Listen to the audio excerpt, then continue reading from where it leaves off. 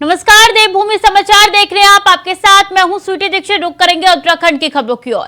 कांवड़ मेले का कड़ी सुरक्षा के बीच आगाज हो चुका है। हालांकि इन दिनों पहले से ही शिव भक्त कांवड़िया कांवड़ लेने के लिए हरिद्वार आ रहे हैं। मान्यता है कि भगवान महादेव शिव शंभु सावन के महीने में हरिद्वार के दक्षेश्वर महादेव मंदिर में विराजते हैं और यहीं से पूरे सृष्टि का संचालन करते हैं, क्योंकि भगवान विष्णु इस दौरान शयन में रहते हैं। वहीं आपको यह भी बता दें कि इस साल सावन पूरे 59 दिनों का होने वाला है, यानी पूरे 2 महीने का, क्योंकि इस महीने 2 मास लगा है और ये संयोग करीब 19 साल बाद आया है। और इसके बाद 17 जुलाई को सोमवती अमावस्या का स्नान है, जिस पर अपने पितरों के निमित्त पूजा करने का विशेषज्ञ लाभ होने वाला है।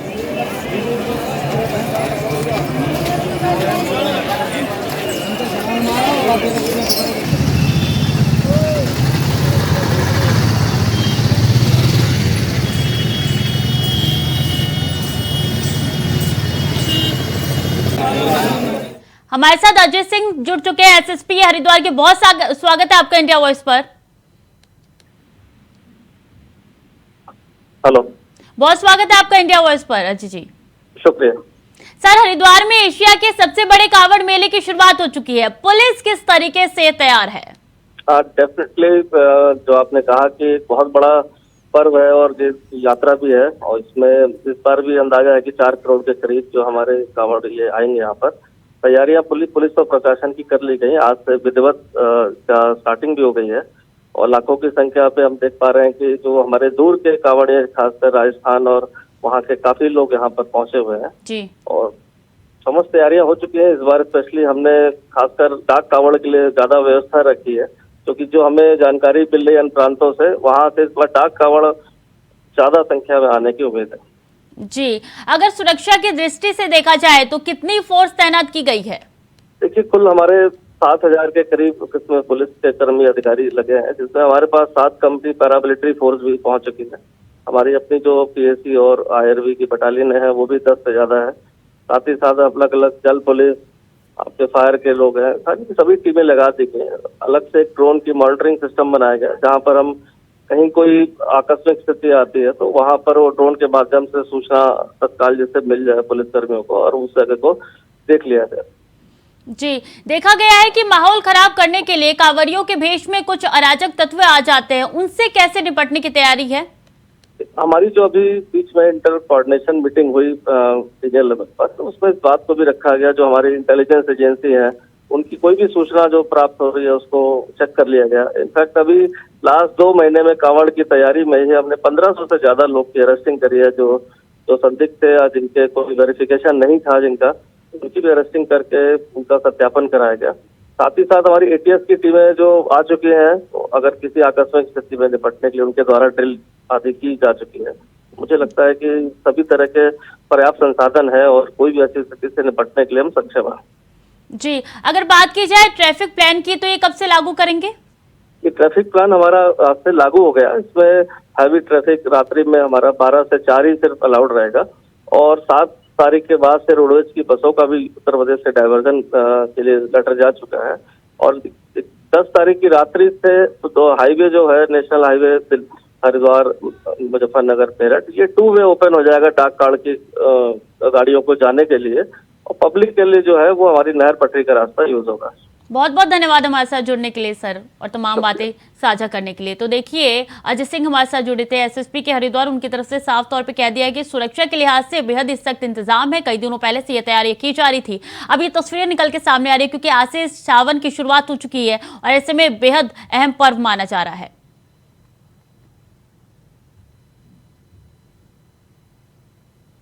तो अब आपको सुनवाते हैं वहां के पंडित की और कुछ कांवड़ियों की बातें कि क्या कहना है उनका। हमारे इस पूरे सनातन में एक ही ईश्वर, एक ही देव, एक ही भगवान ऐसे हैं जिनको प्रसन्न करना सबसे ज़्यादा आसान है। श्रावण मास उनका प्रिय मास है, क्योंकि इसी श्रावण मास में भगवान ने दक्षेश्वर महादेव के रूप में स्थापना हुई थी और पूरे श्रावण मास वो धरती पे हरिद्वार के अंदर दक्षेश्वर महादेव के रूप में निवास करते हैं। 4 जुलाई से आरंभ होने वाला ये जो श्रावण मास है इसलिए विशेष पुण्यदायी हो जाता है, क्योंकि भगवान नारायण का भी जो सबसे प्रिय मास है, जिसे पुरुषोत्तम मास स्वयं अपना नाम दिया है भगवान ने, वो भी श्रावण मास में ही पड़ रहा है। करीबन 19-20 वर्ष बाद पड़ने वाला ये सौभाग्यदायक समय ऐसा है कि 4 जुलाई से 31 अगस्त तक लोगों को भगवान शिव की सेवा और साधना का अवसर मिलेगा। नहीं, ऐसा कोई नहीं है। कोई मन में कामना नहीं है, कोई भगवान से मांगा है? हाँ, भगवान से मांगा। पूरा हुआ है कुछ? अभी और नहीं है, आधा है। कामना के लेके जा रहे हैं हाँ जी। भगवान से। कोई कष्ट नहीं होगा, इतनी दूर लेके जाएंगे। बाबा है, मनोकामना पूरी हुई है। कितनी बार ले जा चुके हैं? पहली बार है जी। क्या कामना मांगी थी जो पूरी हुई? बच्चे नहीं हुए थे सर, लेट हुए थे, 1-2 बच्चे खराब हो गए। इस बार बाबा से मनोकामना मांगी जब मेरे गोद भर जाए, जब मैं कावड़ लेने आऊंगा बाबा जी। हमें बाबा साथ रहेगी, कोई डर वाली बात नहीं है।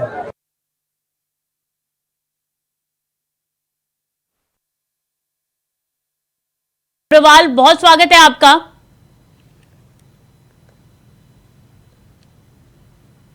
हेलो, धीरज जी, आवाज आ रही है आपको? आपकी आवाज आ रही है? बहुत स्वागत है आपका इंडिया वॉइस पर। अच्छा, बहुत बहुत धन्यवाद। मेले की शुरुआत हो चुकी है, कांवड़ियों की सुविधा के लिए प्रशासन ने क्या कुछ इंतजाम किए हैं? जैसे देखिए, आज से विधिवत रूप से जो परंपराएं हमारी चल रही है, कांवड़ यात्रा जब से शुरू हुई है, तो उसमें डिस्ट्रिक्ट एडमिनिस्ट्रेशन की ओर से और पुलिस की ओर से आज हम लोग गंगा मैया से हम लोगों ने आशीर्वाद मांगा, पूजा अर्चना की हम लोगों ने। और विगत वर्षों की बात ही, इस बार भी हम सुविधाएं काफी देने जा रहे हैं। जितने भी हमारे जनपद में श्रद्धालु आएंगे उनको किसी प्रकार की दिक्कत ना हो, इसके लिए डिस्ट्रिक्ट एडमिनिस्ट्रेशन लगातार प्रयास कर रहा है। माननीय मुख्यमंत्री जी लगातार इस पर वॉच रखे हुए हैं और समय समय पर हम लोग को निर्देश दे रहे हैं। हमारे कांवड़ रूट में लगभग अगर देखें तो लगभग 222 किलोमीटर की सड़क है, जिसमें यूपी से लेकर और जगह से जहाँ भी हमारे हरिद्वार क्षेत्र में पहुँचते हैं।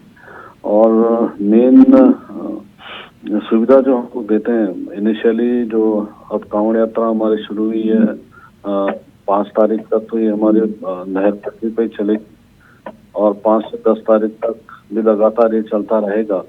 लेकिन 11 से लेकर 15 तारीख तक जब डाक कांवड़ आएगा तो उसके लिए फिर नेशनल हाईवे वाला रूट हम लोग खोलते हैं। फिलहाल हम लोगों ने जो नहर वाला रूट है उसमें सारी सुविधाएं हम लोगों ने जो देनी थी, टॉयलेट्स वगैरह देने थे, शेल्टर्स वगैरह बनाने थे जी। पानी की व्यवस्था, इवन जो सीवेज के कलेक्शन उठाने की व्यवस्था, वो सारी हम लोगों ने कर ली है। और इस बार नहर पटरी वाले रूट में जो कांवड़ लेके आ रहे हैं और जा रहे हैं उनको गर्मी न लगे, और स्प्रिंकलर्स के हमने टनल्स वगैरह भी बनाए हैं ताकि उन पर लगातार पानी की बौछार होती रहे और उनको गर्मी कम लगे। जी बिल्कुल, अनोखी पहल आपकी तरफ से। लेकिन डीएम साहब, ये देखने को आता है कि कांवड़ पटरी का इस्तेमाल बहुत कम किया जाता है, इस बार किस तरीके की तैयारी की गई है? नहीं, अब आज ही हम लोगों ने फ्लैग मार्च किया था, तो शंकराचार्य चौक से लेकर आगे तक हम लोग लक्सर की तरफ गए हैं। तो उसमें जो कांवड़ पटरी है उसी पे कांवड़ यात्रा लगातार चल रही है। तो कल तक थोड़ा सा था क्योंकि शुरुआत थी, लेकिन अब हमारी टीम ने सेक्टर मजिस्ट्रेट से लेकर sector police officer, zonal magistrate और जोनल पुलिस ऑफिसर्स लगातार अपने राउंड पे हैं और कांवड़ियों को, जितने भी कांवड़ आ रहे हैं कांवड़िए, तो उनको हम उसी नहर के रूट से ही चलवा रहे हैं। जी डीएम साहब, अभी से काफी संख्या में कांवड़ियों की भीड़ देखी जा रही है, आने वाले समय में क्या उम्मीद की जाए? इसमें देखिए, लास्ट ईयर लगभग 4 करोड़ की करीब संख्या बताई गई, और तो इस साल जिस हिसाब से हम देख रहे हैं एक ट्रेंड एक चला है और आस्था में लोगों के आस्थाओं में वृद्धि हुई है।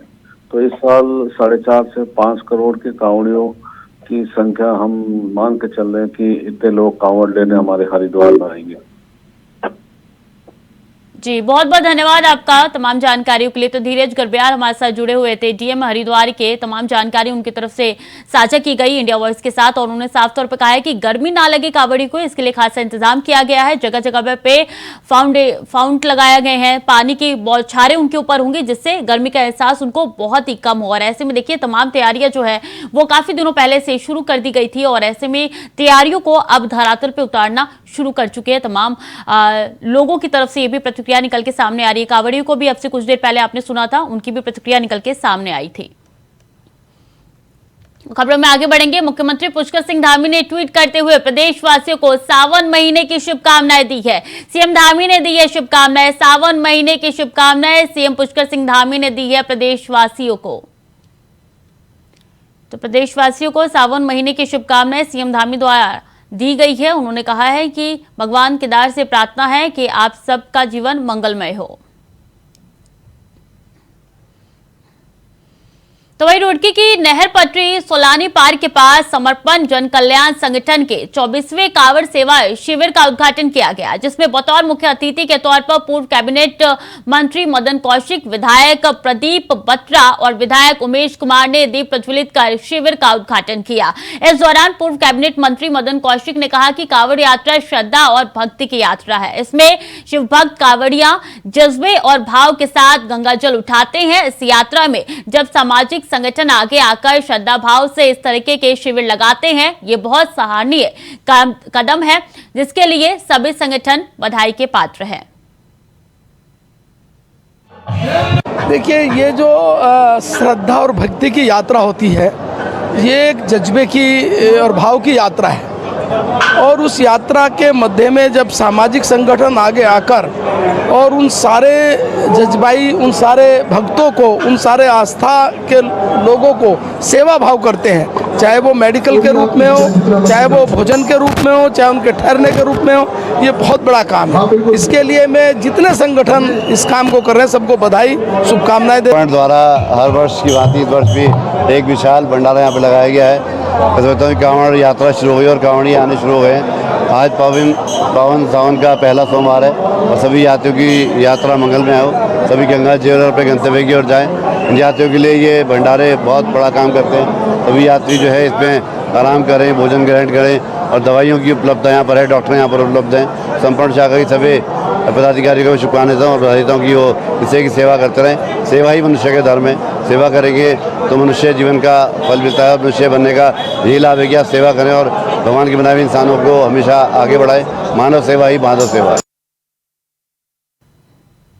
और इस बीच महत्वपूर्ण जानकारी, जहां सीएम धामी ने पीएम मोदी से मुलाकात की है, पीएम से मिलकर कई महत्वपूर्ण विषयों पर चर्चा की है, उत्तराखंड के विकास परियोजनाओं की जानकारी दी है। सीएम धामी ने पीएम मोदी को कांवड़ यात्रा को लेकर की गई तैयारी से भी अवगत कराया। सीएम धामी ने ट्वीट करके जानकारी दी है, पीएम का मार्गदर्शन और आशीर्वाद लिया है। सीएम धामी ने ट्वीट करके बताया है कि कैपिटल सब्सिडी को भी जारी रखने के लिए कहा गया है। जोशीमठ मामले पर पीएम ने आश्वासन दिया है। संगठन और सरकार के मुद्दों पर चर्चा की है। सीएम धामी ने तमाम जानकारी ट्वीट करके साझा किया। उत्तराखंड का जीएसटी कलेक्शन बढ़ा है इस बार। जोशीमठ आपदा में केंद्र सहयोग करेगी। तो अहम जानकारी आप तक पहुंचा रहे हैं, जहां सीएम पुष्कर सिंह धामी ने पीएम मोदी से मुलाकात की है।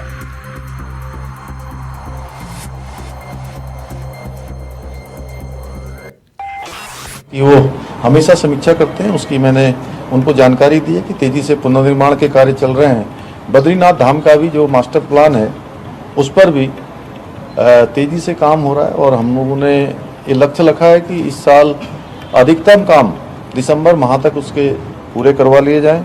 साथ ही आज से कांवड़ यात्रा भी प्रारंभ हो रही है और कांवड़ यात्रा में भी बड़ी संख्या पूरे देश भर के शिव भक्तों की आती है, जो माँ गंगा का जल लेकर अपने अपने स्थानों पर जाते हैं। तो उस यात्रा के संबंध में भी आदरणीय प्रधानमंत्री जी को अवगत कराया है। साथ में जो जीएसटी कलेक्शन है, वो जीएसटी कलेक्शन हमारे राज्य में पिछले वर्ष की तुलना में 23% अधिक बढ़ा है, जो अपने आप में एक बड़ी मैं कहूँगा कि उपलब्धि है। उस पर भी आदरणीय प्रधानमंत्री जी को अवगत कराया है। साथ में निकट भविष्य में चूँकि लंबे समय से माननीय प्रधानमंत्री जी का उत्तराखंड का प्रवास नहीं हुआ है, इसलिए मैंने आदरणीय प्रधानमंत्री जी से अनुरोध किया है कि जल्दी ही उत्तराखंड का प्रवास भी जो है हम सबके बीच में आकर करें। देखिए, अभी तो चूंकि यूसीसी कमेटी का ड्राफ्ट कंप्लीट रूप से हमें नहीं मिला है और उनका ड्राफ्ट जब मिलेगा तो उस पर तभी कुछ कह पाना संभव होगा। क्या जानकारी कब तक संभव है और कब तक उत्तराखंड में लागू हो सकता है? क्योंकि अब हम बहुत देर भी नहीं करेंगे और जल्दबाजी में जो है ऐसा काम भी नहीं होगा कि जो है कि कोई ऊपर का नीचे हो जाए, इसलिए बहुत सोच समझकर उस पर काम होगा। प्रेमी हमारे साथ जुड़ चुके हैं, स्टेट हेड है उत्तराखंड के अवनीश जी। ये मीटिंग हो चुकी है, कितने घंटे ये मीटिंग चली और किन किन मुद्दों पर चर्चा हुई?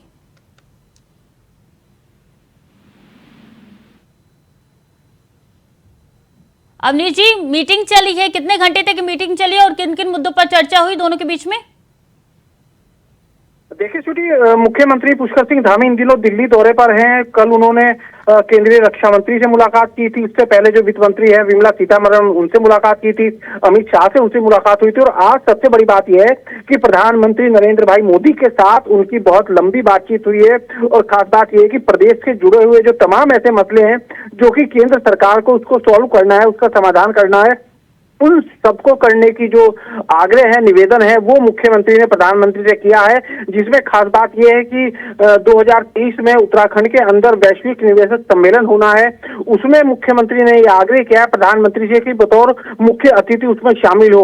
इसके साथ साथ अमृतसर कॉरिडोर, जो इंडस्ट्रीज कॉरिडोर है अमृतसर कलकत्ता के बीच का, उसके लिए केंद्र का अंशदान है वो देने की बात की है। खटीमा रेलवे स्टेशन के लिए जो धनराशि केंद्र सरकार को देनी है उसको अवमुक्त करने की बात कही है। और काफी लंबे समय से ये मांग चल रही थी कि जो देहरादून रेलवे स्टेशन है हर्रावाला में उसको शिफ्ट किया जाए। पहले भी ये मांग उठी थी लेकिन उसका विरोध वहां पर हुआ था, तो उसको शिफ्ट करने की मांग भी जो है वो प्रधानमंत्री से की गई है, मुख्यमंत्री ने कही है। इसके साथ साथ जोशीमठ, जो कि एक बड़ा मुद्दा है और काफी परिवार उससे प्रभावित हो रहे हैं, जो भू धसाव की स्थिति वहां पर है, तो वहां प्रभावितों के लिए धनराशि की मांग जो है वो की गई है। प्रधानमंत्री से कहा गया है कि जोशीमठ के जो हालात है वैसे तो सामान्य है, लेकिन जो प्रभावित परिवार है उनको दोबारा से बचाए जाने की आवश्यकता है, तो उसके लिए धनराशि दी जाए।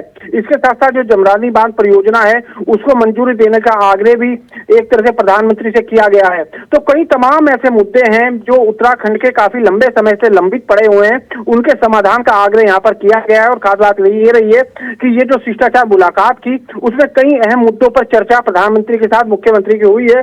केंद्र ने जो एक परियोजना बनाई थी, जो बड़ी योजना है केंद्र की, कि हम जो है केदारनाथ धाम को बहुत अच्छे तरीके से विकसित करें, बद्रीनाथ का मास्टर प्लान तैयार किया जाए, उन तमाम मुद्दों पर भी मुख्यमंत्री ने प्रधानमंत्री से विस्तृत चर्चा की है। और दोनों के बीच जो बातचीत रही है बहुत ही सार्थक रही है। जी बिल्कुल, काफी अहम ये मुलाकात मानी जा रही है। बहुत बहुत धन्यवाद आपका अवनीश जी तमाम जानकारियों के लिए।